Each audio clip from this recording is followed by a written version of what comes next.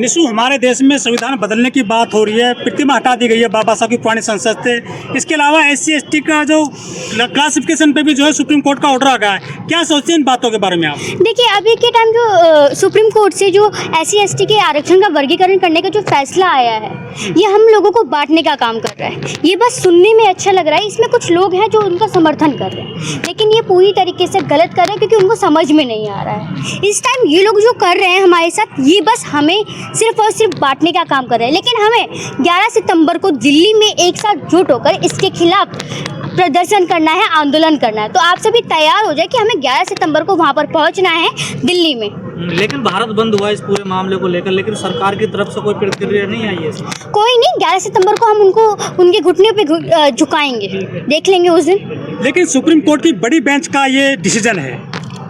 देखिए, उस टाइम हम देखेंगे ना कि देखिए हम जनता ही तो देखेगी ना, जो देखेगी जनता के साथ हो रहा है जो हो रहा है। तो हम 11 सितंबर को वहाँ पहुँचेंगे, एक साथ रहेंगे और वहाँ पर देखेंगे जो होगा। लेकिन एक समाज है जो मिठाई बांटा है, खुश हुआ है इस डिसीजन को लेकर, क्योंकि उनको समझ में नहीं आ रहा है। इसलिए सबसे बड़ी बात ये है ना, मैंने अभी भी बोला कि ये सुनने में अच्छा लग रहा है सिर्फ और सिर्फ। कह रहे हैं कि हमको भी अधिकार मिलेंगे उस सदियों से जो। नहीं नहीं नहीं नहीं, ये गलत सोच रहे हैं। उनको बस सुनने में अच्छा लग रहा है। मैंने आपको पहले कहा और मैं अभी भी कह रही हूँ। क्रीमी लेयर की बात की गई है, जो आरक्षण ले रहे हैं उन लोगों को क्रीमी लेयर में डाला जाएगा, और जो जाति पीछे रह गए जिनको आरक्षण नहीं मिला है इस सदी, वो दशकों से उनको मौका दिया जाएगा। ऐसे तो हमें भी आरक्षण कभी नहीं मिलेगा। जब नौकरी का क्या फायदा जब हमें आरक्षण ही नहीं मिलेगा? आप एक चीज़ ये बताइए, मैं भी तो हूँ, मेरे को क्या आरक्षण नहीं मिलेगा? आरक्षण नहीं मिलेगा मतलब मेरे को नौकरी नहीं मिलेगी, नौकरी नहीं मिलेगा मतलब कि मेरे पास पैसे नहीं होंगे, पैसे नहीं होंगे मतलब मेरे पास खाने को नहीं होगा, खाने को नहीं होगा तो मैं बिल्कुल पीछे रह जाऊंगी, और पीछे रह जाऊंगी तो मैं तो हमारा समाज बिल्कुल पीछे रहेंगे, इनकी गुलामी करेंगे। आप ये बताइए मेरे को। तो क्या गुलाम बनाने की कोशिश है क्या ये? बिल्कुल गुलाम बनाने की ये कोशिश चल रही है। ये हम लोगों को बांटने का काम चल रहा है। ये इस फैसले के पीछे क्या बड़ी साजिश है क्या कोई?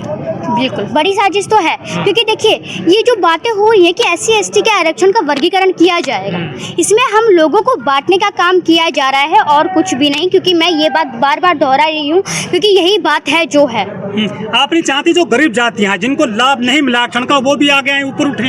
हम नहीं कह रहे, हम कह रहे सबको इक्वल मिले। ऐसा क्यों कि हम लोगों को आरक्षण, जिनको आरक्षण मिल चुका है अब उनको नहीं मिलेगा? हम कह रहे सबको इक्वल मिले। ऐसा क्यों है बताइए? तो क्या जो दूसरा समाज है वो निशाने पर ले रहा है आपको? कुछ जो पहले लाभ ले गई हैं जो जातियाँ, उनको देखिए उनकी पीढ़ियों को भी तो नहीं मिलेगा आरक्षण। एक चीज बताइए, उनकी पीढ़ियां भी तो आगे नहीं जा पाएंगी। वो लोग जो हम लोगों के खिलाफ जो जा रही हैं, वो वही हैं जिनको समझ नहीं आ रहा है।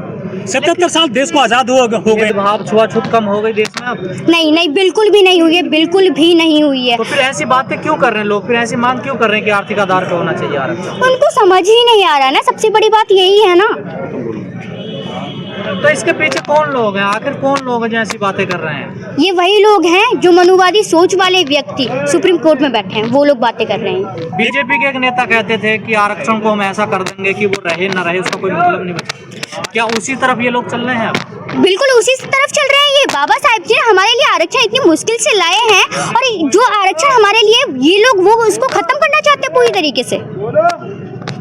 लेकिन दलित समाज भी दो भागों में बढ़ गया ना, दिक्कत तो ये है ना यहाँ पर भी। तो यही तो बात है ना, आज का जो ये प्रोग्राम भी रखा हुआ है ना, भाईचारा सम्मेलन, हम सबको एक होना है। क्योंकि जब तक हम लोग एक नहीं होंगे तब तक हम कुछ भी नहीं करेंगे। जब हमारे लोग अपने हक अधिकार के लिए आंदोलन करते हैं, तो देखिए ये सरकार इतनी महान है कि वो उनको मारने का काम करती है, उनके ऊपर लाठी चार्ज करने का काम करती है। लेकिन जिन लोगों को आरक्षण मिल गया, आप जैसे लोग तो ठीक है सड़कों पे उतर रहे हैं, जो लोग नौकरियों में लग गए SC समाज के, वो तो आते नहीं है सड़कों पर, तो ये आंदोलन नहीं करते हैं वो लोग। तो यही तो बात है ना, आज तक आपने कभी देखा है? ये लोग हमें हमेशा उल्टी सीधी चीज़ों पे, अंधविश्वास में हम लोगों को उलझाते रहते हैं। हमारे लोग वो पागल हैं। बाबा साहब जी ने कहा था ना कि हाँ मुझे मेरे पढ़े लिखे लोगों ने धोखा दिया है। वो बात बाबा साहब जी ने इसलिए कही थी क्योंकि वो लोग, हम बाबा साहब जी जिनको बाहर पढ़ने के लिए भेजा था, वो लोग पढ़े लिख कर जब भारत में आए, वो बड़ी बड़ी नौकरियों पे, बड़े बड़े पदों पर बैठ गए थे, ना कि बाबा साहब जी के साथ उन्होंने साथ दिया था। इसलिए ये बात बाबा साहब जी ने कही थी कि हाँ मुझे मेरे पढ़े लिखे लोगों ने बहुत धोखा दिया है। कहा जा रहा संविधान को बदल देना चाहिए? संविधान को बदल देना चाहिए मतलब कि हमारे पूरे अधिकार खत्म हो जाएंगे। ये वो पागल लोग हैं जो अपने हक अधिकार अपने मुंह से ही अपने पैरों पे अपने आप से ही कुल्हाड़ी मरवा रहे हैं। ये वो लोग कह रहे हैं। कथावाचक है, उनका बड़ा बोलबाला है आजकल देश में। यही तो अंधविश्वास फैला रहे हैं। ये लोग कहते हैं कि संपत्ति को छोड़ दो और खुद हम लोगों के पैसे लूट कर बाहर विदेशों में घूम रहे हैं, फरारी में घूम रहे हैं। लेकिन दलित समाज जो अभी भी पाखंडवाद में लिप्त है, उसके लिए क्या कहना चाहोगे? यही तो बात है ना, ये पाखंडवाद हमें कुछ भी नहीं देगा। बाबा साहब जी की जो 22 प्रतिज्ञाएं आपको उन पर चलना है। जब तक आप बाबा साहब जी की 22 प्रतिज्ञाओं पे नहीं चलोगे तब तक आप कुछ भी नहीं कर सकते हो। लेकिन 131 दलित सांसद हैं, 4000 विधायक है पूरे देश में, वो कोटे से चुने जाते हैं, वो सड़क पर क्यों ना इस मामले को लेकर? देखिए वो लोग कभी आएंगे नहीं सड़कों पे, सबसे बड़ी बात ये है, क्योंकि वो लोग हमें उलझाना चाह रहे हैं, वो हमारे हक अधिकार खत्म करना चाह रहे हैं। लेकिन हमें जानना होगा, हमें पढ़ना होगा कि हमारे साथ हो क्या रहा है, हमें कहाँ पर उलझाया जा रहा है। लेकिन मोदी जी कहते हैं मैं संविधान की वजह से प्रधानमंत्री बनाऊं।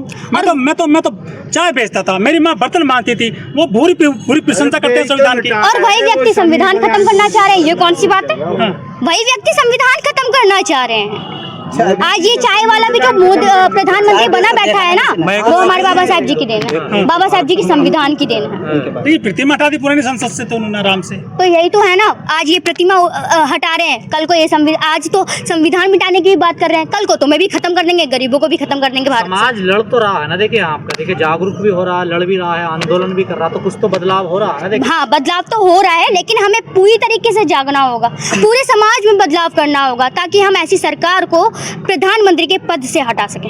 एक आरोप और लगता है नीला गमछे वालों पे कि ये जो हिंदू देवी देवता हैं उन पे बहुत कटाक्ष करते हैं ये लोग। एक चीज बताइए, हम लोग ये करते हैं, आप ये बताइए, जब हमारे साथ पहले हमारे साथ जातिवाद भेदभाव होता था, छुआछूत होता था, हमें पानी पीने से रोका जाता था, तभी कहाँ गए थे भगवान? आज भी तो रोका जा रहा है ना। तो बोल तो रही हूँ, आज कहाँ गया भगवान? जब बहनों के साथ बलात्कार होता है तब कहाँ जाता है भगवान? मेरा सवाल है आपसे, कहाँ जाता है उस टाइम भगवान? लेकिन अब तो राम राज्य बताते हैं लोग। राम राज्य है, फिर भी बेटों के साथ रेप हो रहा है। कोलकाता में एक बहन के साथ कितना गलत हुआ। मुजफ्फरपुर में 14 साल की लड़की को उसकी माँ के सामने उठा के लेके जाते हैं और उसका रेप करने वाला 40 साल से भी ज्यादा उम्र का व्यक्ति होता है। लेकिन दलित बच्चे के साथ कोई घटना होती है तो कोई आवाज नहीं उठाता, कोई नहीं। लेकिन जब किसी दूसरे की होती है, देश की बेटी हो जाती है, सवर्ण लोग की बेटी। यही तो बात है ना, हम दलितों को शुरू से ही छुपाया गया है, दबाया गया है। दलितों के लिए कोई उठने वाला नहीं है, इसलिए हमें अपनों का ही सहारा लेना पड़ेगा, हमें अपनों को ही जगाना पड़ेगा। तो पीड़िता की भी जाति होती है कि जो कोई पीड़ित होता है उसकी भी जाति देखकर न्याय मिलता है। देखिए, वोट के समय हम हिंदू होते हैं और जब हमारे साथ बलात्कार या कोई घटना होती है तब हम दलित अछूत हो जाते हैं। मणिपुर का कोई ना बोलता। तो ये जो नारा देते हैं बेटी बचाओ बेटी पढ़ाओ, बेटियों को आगे बढ़ाओ, कितनी सच्चाई है इसमें? बेटी पढ़ तो रही है लेकिन बेटियां बच नहीं रही हैं। पढ़ने का क्या फायदा जब बेटियां ही नहीं बच रही? मैं खुद एक बेटी हूँ, मेरे को रात के 8 बजने के बाद घर से बाहर नहीं निकलने देते मेरे माता पिता, मेरे को घर से अकेले बाहर नहीं निकलने देते, क्योंकि मेरे माता पिता को मेरी चिंता होती है कि मेरी बेटी के साथ कुछ ऐसा ना हो जाए कि हम अपनी बेटी से हाथ धो के बैठ जाएं। अगर मेरे माँ बाप अगर मेरे को कहीं बाहर लेके जाते हैं, वो मेरे साथ जाते हैं, मेरे को आज तक कभी अकेले नहीं निकलने दिया है जब से ये घटनाएं होने लगी। अरे विश्व गुरु बन रहा है देश, ऐसी हालत कैसे हो सकती है? भारत में विश्व गुरु, भारत विश्व गुरु बन रहा है। भारत एक समय पे विश्व गुरु हुआ करता था, लेकिन आज के टाइम पे भारत विश्व गुरु के नाम पे बिल्कुल भी नहीं है। विश्व गुरु उसे कहते हैं जो टेक्नोलॉजी में सबसे आगे जा रहा हो, अपनी बहन बेटों को पढ़ा रहा हो, समाज को आगे लेके जा रहा हो, भारत देश को आगे लेके जा रहा हो। गोबर खाइए गाय का और उसमें दाने पाने पता नहीं क्या बच्चे पैदा हो जाते हैं। अनाज को पराठा बनवाइए, उससे बेटा पैदा होगा। ये कैसी टीवी पे बैठ के लोग ऐसी बात बताइए, करते हैं? मुंह पे ये तुम लोगों की बेइज्जती कर रहे हैं ये लोग। अगर बेटियां नहीं होगी तो ये इसकी भारत में तो लोग ही खत्म होते चले जाएंगे जब लड़कियां ही नहीं होंगी।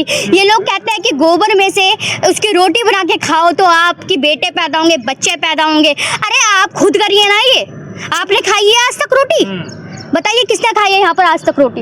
ये कथावाचक बाबा तो कहते हैं ना। आप यही तो बताइए ना, कथावाचक ने